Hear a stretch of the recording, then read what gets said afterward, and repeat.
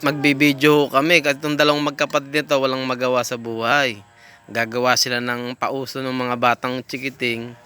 Kapitbahay ho namin to. Ito po yung ginagawa nila na paputok. Kailangan daw ng tabla at pako. Tapos yung posporo, yung pulbura ng posporo, inalalagay nila sa butas. Ewan ko ano ba gagawin niya rito. Tingnan natin kung anong ginagawa ng bata. Ayan.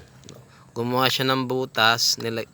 Ngayon, anong ginagawa mo? Tinatanggal mo yung pulbura.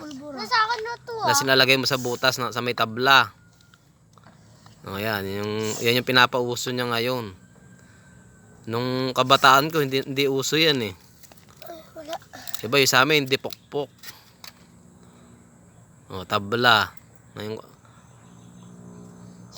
o.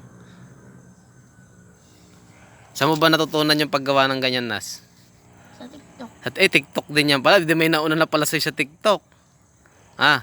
Ayan, papuputukin niya. Oh. Ilang palito nilagay mo? 2. 2 palitong posporo. Paano pag 10 nilagay mo? Papukpukin niya mga guys. O, pakinggan niyo. O, yun. Nakita niyo. Oh. Ayan po. Nabitak. Nabitak. Ayun, napakita mo. Nabitak daw po. Ayan o. Ganong kalakas. Nabitak o. Nabitak yung tabla. Ay, nag-crack o. Sige ho, paki-share and like and subscribe.